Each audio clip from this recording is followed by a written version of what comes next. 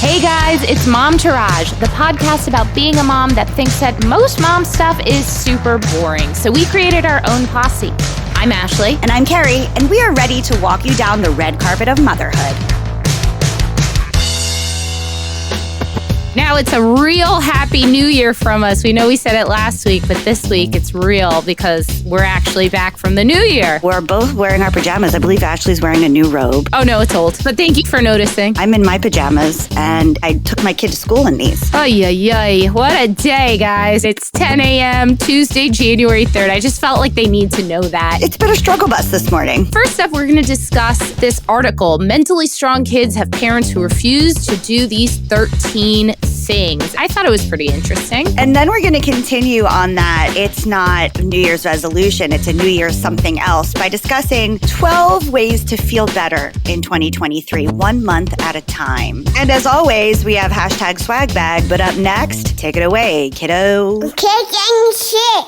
I'm going to start with my shits. Yes, I have something on my lip. I have a enormous cold sore. I have been eternally plagued in my soul by cold sores. I started getting them when I was like 16. It has been such a huge source of embarrassment and insecurity for me for so many years. The first time I got it, my boyfriend had cold sores. I didn't really know anything about it. When I say boyfriend, it was a guy I was kissing. I'm almost positive he didn't have it while we were kissing. Anyway, I got it from him, and I ended up getting mono really bad and getting fever blisters. Was he worth it? No, he wasn't. That's the closest thing I have to an STD, but I imagine it's never worth it. I got fever blisters all over my face, and it happened to coincide with a week-long break, but I had to go back, and I had just had scars of fever blisters all over my face. And my favorite math teacher, who was very rough around the edges, Miss Couturier, looked at me and said, "Well, now you know how it feels to be the rest of us." Snap. She was a little jelly of you, huh? I don't know. Well, she also would go to all my plays, and we did Crimes of the Heart, and she goes, "This was your best play. It was the perfect mix of bimbo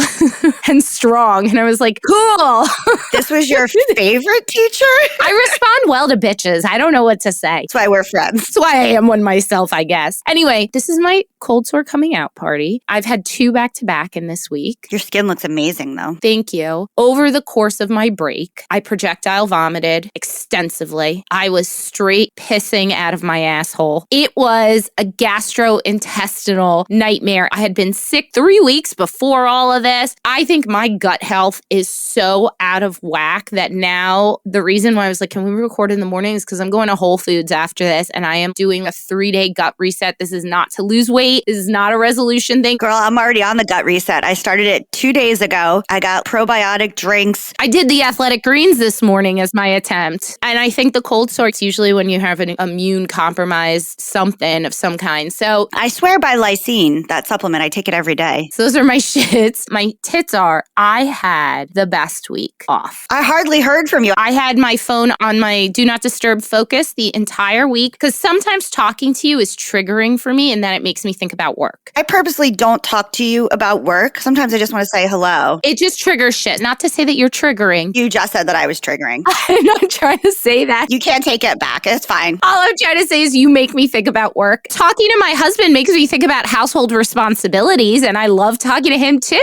Maybe you need to get your shit together, okay? Well, I'm trying. So we went skiing on New Year's Day. I need to preface this by saying I have been snowboarding a handful of times in my life. I've never been good at it. It results in my body just being absolutely destroyed because I fall so much. So this time I was like, I'm going to go skiing. I'm going to try it. I love skiing. I cannot snowboard. Snowboarding is so hard. So I had never skied. So my mom and I did an intro ski class, even though she's done it. She wanted a little refresher. You start with the little things, and then you start with little hill and even smaller hill. Bunny, yeah, work it up. Yeah, and I was doing great. I was like, oh my God, I just picked the wrong snow activity all these years. This is great. I love this. And so I asked the teacher, I said, do you think I'm okay enough to go on a slope? And he goes, yeah, just stick to the very easy one. I said, okay. Matt and I go up. Matt does know how to ski. He's pretty good at it. We go down this slope, and I'm like, oh my God, this is so much steeper. Immediately, I wipe out. Immediately. Yeah, but you're going to wipe out. You just have to wipe out well. Right. I wiped out the entire way down this mountain. Matt keeps stopping and looking at me and being like, you got this, baby, you got this. And I'm like, just go without me. You're stressing me out. Just go. Leave me here to die on this hill. I mean, at one point I lost a ski. I'm falling and still sliding almost off hills. I'm crying, just crying, defeated, emotionally spent. But you know what? I do think I'm going to ski again. I really liked it. I enjoyed it. Can we go skiing together? Because Lee doesn't ski. Yeah, sure. I'm not good at it. I one time went with Valerie and her husband. Valerie had a panic attack on the top of the hill. That's basically where I was at. She had to come down on her butt, and then she just spent all day drinking inside. By the time we got to her, she was blotto in front of the fire. I couldn't even drink because I had projectile vomited the night before. So I was like, my stomach is so out of whack, I can't even drink. And at one point, someone got injured and the safety patrol was bringing her down on a sled. And I was trying to wave them down so that I could get a ride too. Matt's like, God. This is not the airport. This is not the time. You can't wave down the trolley going through. She might have a neck injury and they've braced her entire body. She was sitting up fine. I just wanted a ride down to safety. Oh my God. Anyway, how about you? I guess I'll start with my tits. I got two of them. My first one is that Lee bought me a new computer for Christmas. New or like refurbished by Lee new? Refurbished by Lee new, but new to me. I got the Apple 13-inch because I wanted a really tiny one. She's so cute. Does she have a lot of memory? Yeah, and everything's working because my old computer, so many things didn't work on it. I know. Anyway, I love her. I put a little aqua cover on her. I got my That Showbiz Baby sticker. I'm putting this sticker on that just says butter.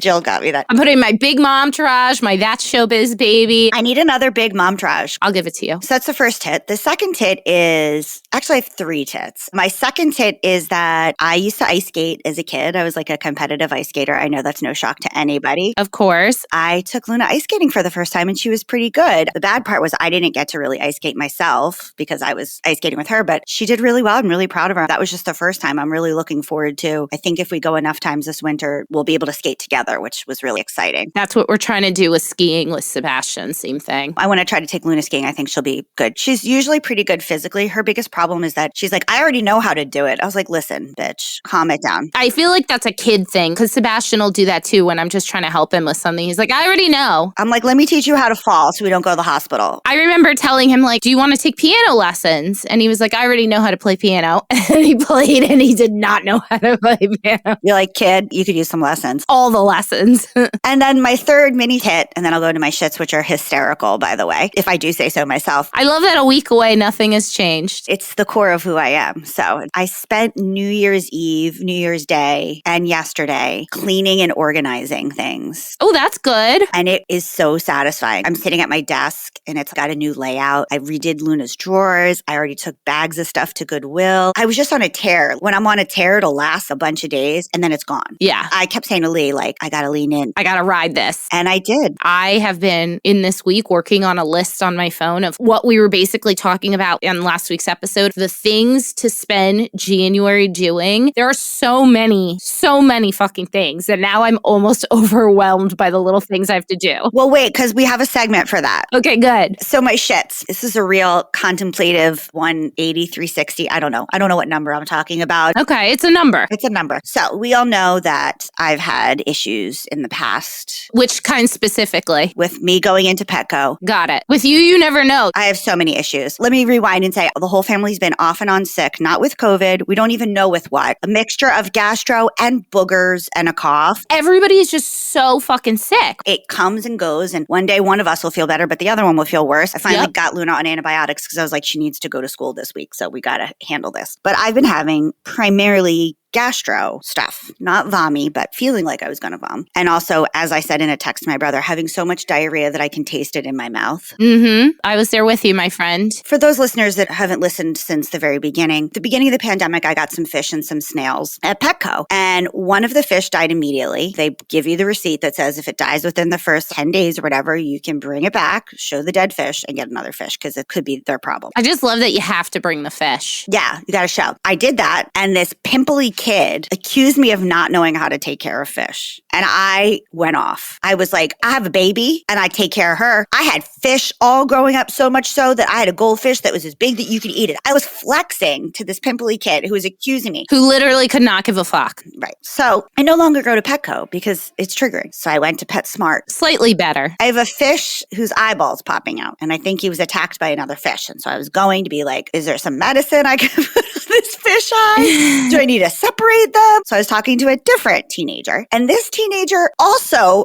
basically accused me of not knowing how to take care of animals. And I was like, I have an elderly dog who died twice. I have a kid. I just think this one jerky fish keeps attacking all the other fish. And I was like, so what do I do? Do I just kill him? And she goes, you would kill a fish on purpose? I was like, he's a menace to society. He's killed 4 fish and 2 snails already. Then he just poked out my favorite one's eye. What am I supposed to do? Can I feed him to my turtle? She's like, you have a turtle? Those are illegal. I was like, oh God, I'm just getting out of here. I just left. So then we're driving from PetSmart and I feel that feeling that's like, oh God, I'm going to shit my pants immediately. Oh. And I'm in traffic. Oh, always. You're always in the worst possible place when you feel like you're absolutely instantaneously going to shit yourself. It was twitching. You're never just at home. No, I was like, Luna, can you reach the potty seat from where you are? We have a flip potty seat and I always have it preloaded. She hands it to me. I pull my pants down while driving, sit on the potty seat while driving, and have diarrhea in the potty seat in the car while driving. Did it all make it in? Yeah. Was it a messy scene? Guys, you can fast forward this part if you want. My diarrhea has been formed but loose. So it hasn't been water. Mine has been pure water. Okay, good to know. And then I was like, what am I going to wipe with? All I had was masks. I used a COVID mask to wipe my mud butt. And Luna's like, it really stinks in here now, Ma. Open a window. I was like, oh my God. Last night in bed, I said to Matt, I gave him a poop update. Sexiest thing you can do. I said, well, my poop's kind of solid now, so that's good. And he goes, if you ever write an autobiography, that needs to be the title of your My poop's solid now, so that's good. And now I'm committed to that. I'm committed to, if I ever write a book, that will be the title of it. This article, which by the way is not from any reputable news source, just so you know, it's from something called the Muscatine Journal. At least you were honest. I think Muscatine might be a place in the world. I don't know. Sounds like somewhere in the middle of the country that I know nothing about. Uh-huh. This is from this woman that owns the Well Play Counseling and Wellbeing Center. Never heard of her. Yeah, what is that? They list 12 things that you can do that will make your year a little bit more mindful. So January, redefine what success means to you and then visualize it. Okay. I think because sometimes we have this idea that success is money and it might not always be. But that's something we talked a lot about in my meditation training. What is important to you? And for me, it's freedom. So then what does freedom mean? It sounds like I'm really into America, but I'm not. I'm just a very independent person. I watched a woman who supposedly specializes in body manifestation. Every manifestation expert is coming out of the fucking woodwork on TikTok right now because it's the beginning of the year. This woman said, when you feel it in your whole body, I am not saying this is accurate. I'm not saying do this. I am just reporting back. When you feel something in your body, it makes it more true. And I have only had one experience that I personally believe that to be true. And it was when I was working with that PR strategist I work with a lot. In our intro call, she had me do a very intense visualization practice. It was the first time. And she basically said, what are you trying to achieve? This was pre-Scary Mommy. This was when I was still working on Hudson County 60. She says, like, what are you trying to achieve? And I said it. And then she said, okay, now sit in what that would feel in your body once you've achieved it. Now what's next? And then what do you do? And I said, I think I enjoy it and I keep moving towards bigger. And I believe that's why I got Scary Mommy, was that very powerful manifestation. So then last night when this woman did it, she said, do that thing you do in yoga where you completely relax every part of your body, close your eyes. Shavasana. Yes, which is the best part where you fall asleep. And she said, think about what you want more than anything. What is this thing you're working towards? And think about really what the feeling is. Right. Boil it down to the primal need. And I realized what it was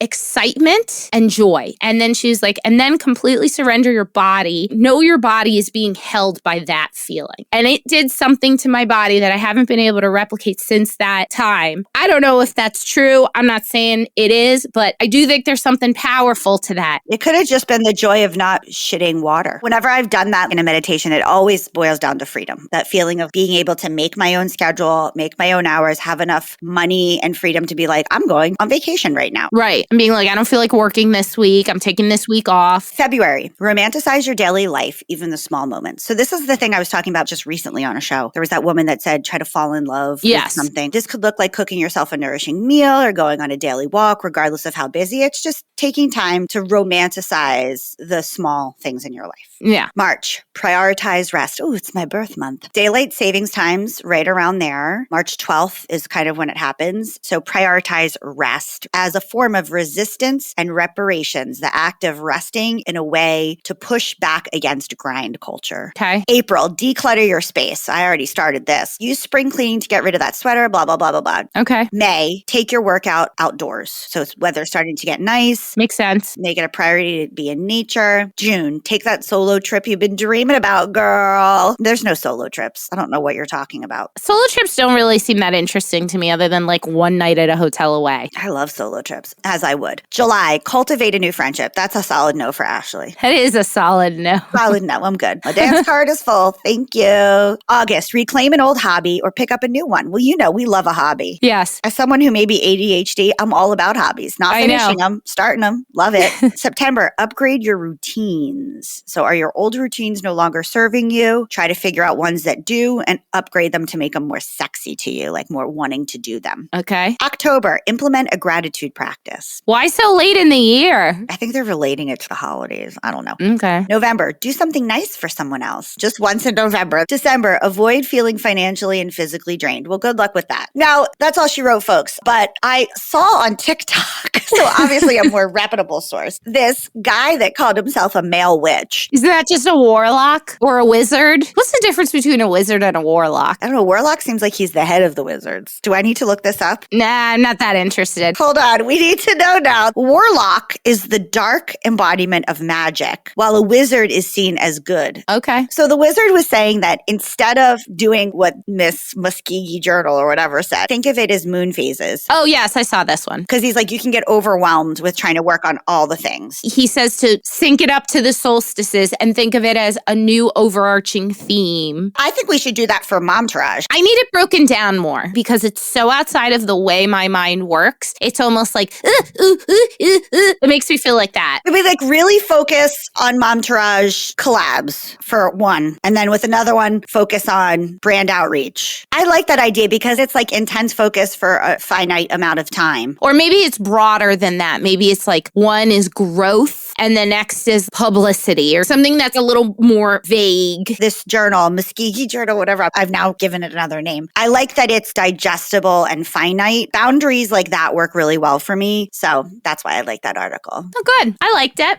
All right, let's move on to the next one.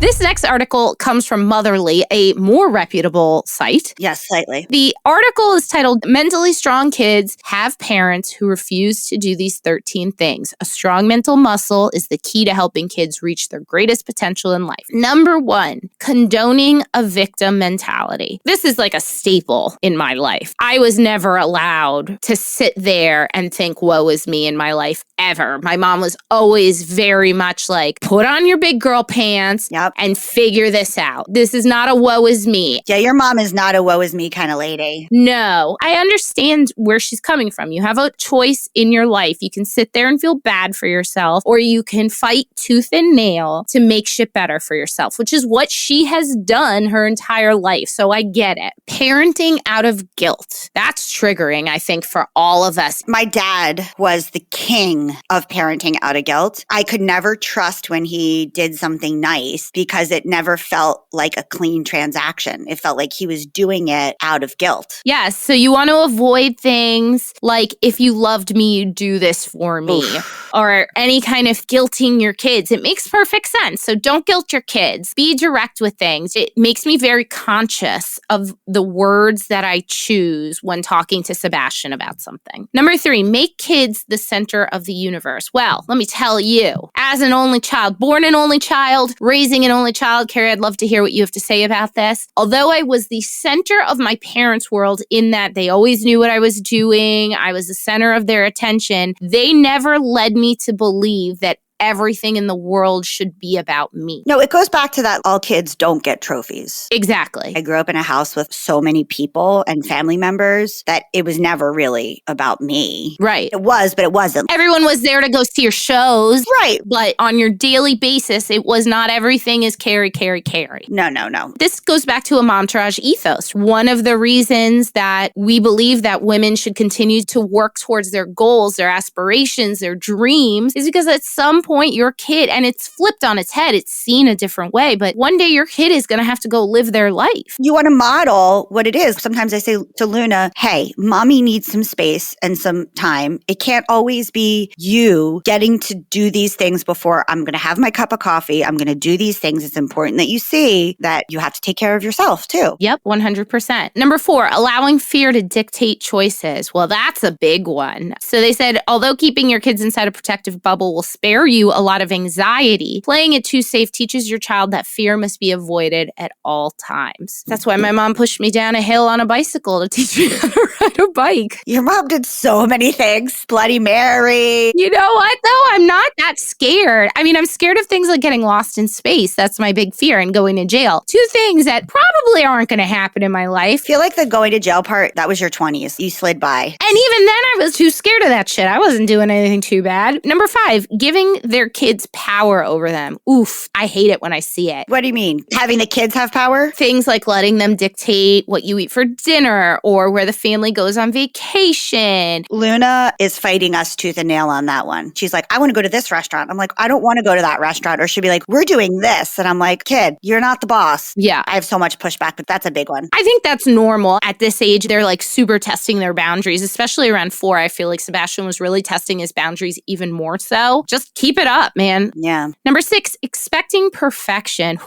Whoo! That's why I'm in therapy, I think. I don't have that issue. I don't, but I always felt like perfection was expected of me. I think I figured out what the trigger of that was. Yup. I don't have that feeling anymore. My therapist once said, do low leverage things poorly or not at all to give you a sense of doing bad on purpose. And I kind of got addicted to that. I was like, yeah, I love half-assing shit. This is amazing. Number 7, letting kids avoid responsibility. Oh yeah, that's a big no for me. Yeah, it's a no for me, dog. You got to take responsibility. Number 8, shielding kids from pain. That's hard because as a parent, that's what you want to do, right? Is protect your kids from feeling any hurt or sadness or pain. But unfortunately, as part of it, there was an instance where you were having a big fight with someone and I knew your heart was hurting very, very badly. And all I wanted to do was make it better. But the truth is, I didn't know if it was going to be better. And all I could do was say, I'm so sorry. I know you're feeling bad. You and I are the queen of don't bullshit a bullshitter. I'm always like, Luna, it might not end up okay. But you know what? You'll be okay. Yep. And you'll be okay because mommy and daddy are here. We love you. But sometimes things don't always work out okay, but that's also okay. With this cold sore thing, to bring that up as an example, Sebastian, I'll say like, I don't want to kiss you because I don't want to give this to you. Don't share my drink. Don't share my food. I'm very, very cautious because I know how much shame I felt for so long and I don't want to put that on him. And last night he was kind of freaking out before bed and Matt was saying, oh, Sebastian, you're fine. I've been kissing mommy for years and I've never gotten it and blah, blah, blah. I took him aside and I said, look, here's the thing. Let's say the scariest thing is what? And he said that I get it. And I said, okay, even if you get it, nothing's going to happen. You're fine. You're going to survive. It doesn't make you that sick. It's just a little embarrassing and you get through it. That was the tricky thing about COVID because we tried to put a little fear in our kids to wear the masks. Yep. And then when they actually got it, then to be like, you're not going to die. Yeah. Oh, speaking of things that you have to go back on, we had a listener one time tell us, I think it was when we were doing Scary Mommy, this brilliant idea that she tells her kids that when the music is playing on the ice cream truck, it means they're out of ice cream. Yes. So I've been doing that. Yeah, I've done that. We were watching a Blippi. It always comes back to that jackass. And that's the one that did us in too. It was that episode of Blippi. Where he's in an ice cream truck. Luna's so funny. We were both in the room and she goes, when it's on, it means there's ice cream. That must be in olden times. In olden times, they must have had it. And then I just felt so bad for lying. I was like, hey, Luna. And she's like, what? And I'm like, mommy did something silly. Mommy's been telling you that it means that there's no ice cream. And she goes, ha, ha. And I go, isn't that silly? And she goes, yeah, but also no, because I wanted ice cream. It's okay, Mommy. Well, that was nice of her. She could have handled it a different way. She was like, so funny. I don't think I would have owned up to it the way you did. I think I would have been like, well, they just changed the policy, kid. We got a memo. The National Ice Cream Association sent out a memo to all the parents, and it says that now, when the music's on at the ice cream truck, there is ice cream. Lee was like, never say you lie. And I said, I didn't. I said, I played a funny trick. Number 9, feeling responsible for their kids' emotions. That's a hard one. That's one I don't know how you fight as a parent. I guess we go back to that thing is nobody makes you feel anything. You make yourself feel something. I don't know. Number 10, preventing kids from making mistakes. They use the example of homework, and this has been really hard when it comes to Sebastian doing homework because he's supposed to use intuitive spelling for some things. He'll be like, is it A? And I'll say, okay, because I know it's not A, and I don't want to tell him he's wrong. Right. And he's supposed to figure it out himself. Homework's a hard one with that. 11, confusing discipline with punishment. Punishment involves making kids suffer for their wrongdoing. I don't like this one. This is making me feel weird. It says raising a child who fears, quote, getting in trouble isn't the same as raising a child who wants to make good choices. Use consequences that help your kids develop the self-discipline they need to make better choices. But my kid, I try to discipline her, but she doesn't listen. So then it is a punishment. With Sebastian,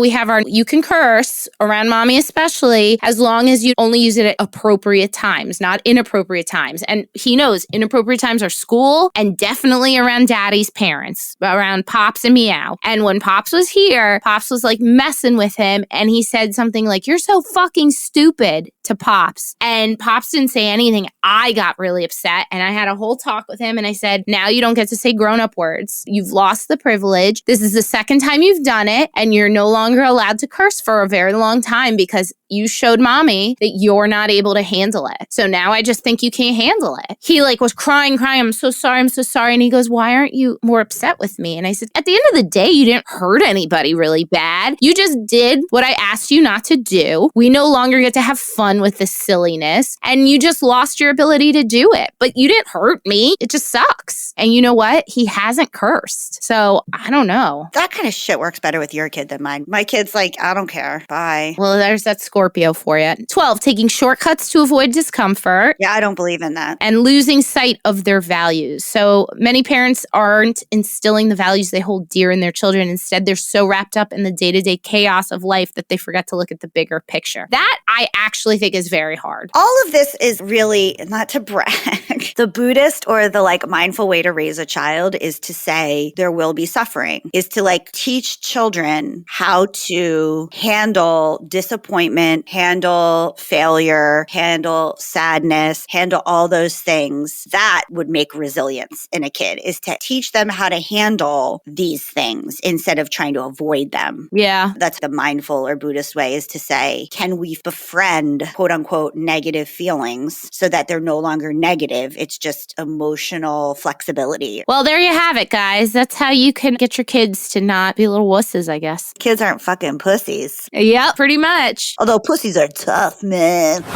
Hashtag swag bag. It's a do-over. Oh, okay. These fucking Olive and June nail kit. Is that the press-on or is that just the manicure? The man. They look great. I don't love the press-ons. What didn't you like about the press-ons now that I'm newly into press-on nails? I feel like the actual press-on material, I'm too rough on them. The actual plastic nail, part of it came off. In daily wearing. Yes. Got it. My static nails cracked. I took them off after a week. Also, they were destroyed when I took them off. I don't know why they can say they're reusable, but I did really like them. Those look great. It looks like you got it professionally done. I know. I don't know what it is about this polish and the system. And it's not a UV system. No. You use that round thing that they have? They gave me 2 of them. I'm not using it. I'll take one. Okay, good. Because I'm not good at it. I'm really good at holding it and doing both because I'm from New Jersey and I had a Dremel tool when I was 12 to do acrylics. Pierced my own acrylic nail and put a hoop through it for my picture. So, But the nail polish, the colors are good. It literally lasts for 2 weeks. I do the whole prep step system that they say, which is push back your cuticle with a cuticle oil. They have a whole step-by-step school on YouTube. Yeah, and then you gently buff. Then you do the primer. Did you use their primers and stuff? I used everything, including their top coat. Wow, okay. I love it. How long have these been on? 5 days. They look brand spanking new. Wow, really good. And you got it on the website? On the website. Took kind of a long time to come, but it was the holiday season. In that vein, let me say, like Frank from Always Sunny, I got a cuticle trimmer. I now call it my toe knife because it just botches me, but I keep doing it. Not all cuticle clippers are created equal. Either way, it's now my toe knife. Okay, these might be my most favorite Christmas gift, the North Face Women's Thermoball Insulated Traction Mule V shoe. They basically look like a puffy coat for your feet. They are not that cute. When do you wear them? They're slippers. Oh. So you wear them around your house, but they're waterproof. So if you have to go outside, my dad has had them for a while and he'll wear them out in the snow, out front of the house. They're fleece lined. See, I have indoor slippers and outdoor slippers. I don't want them to mix. Well, these would be outdoor slippers for you. Very traction-y. I wore them in the snow, didn't slip. They're great slippers, incredibly warm. And unlike Uggs, where they're really, really warm and make your feet smell, these do not make your feet smell. My dad, who has stinky feet, has been wearing them for months with no socks, no smell. I'm gonna get my nose in those shoes, Mark, just to be checking. That's weird. You can smell mine if you must, you fucking weirdo. Mark, I'm gonna have my nose all in your slippers. Oh my God. But they're great. They make them in a booty style. They make them for kids. They are so warm and I just want to live in them. And I don't think I'll ever buy an Ugg slipper again because of it. Yeah, I'm a little over the Ugg slipper. Happy New Year, guys. Happy New Year. Hope your gastrointestinal systems are doing better than ours. And if not, listen to us on the shitter. Bye! Bye! Okay, that's our show today, folks. Thank you so much for giving us a listen. Please do not forget to rate, review, and subscribe or follow. We are out here on our own, and these things really, really matter. We want to hear from you. Tell us what you want to hear. Email us at hello@momtouragepodcast.com. Follow us on Instagram, Facebook, and TikTok, all at Momtourage Podcast to hang out with us all week long. We are here for you. You are not alone. We got you. So go ahead, girl. Know this posse is behind you and go slay. Momtourage is a Cafe Mom podcast. Written and produced by Ashley Hearon-Smith and Carrie Sotero. Recorded and mixed by Lee Mars. Our theme song, MILF, is by the band Mama Drama. You can find them on Instagram at Mama Drama Band or mamadramaband.com.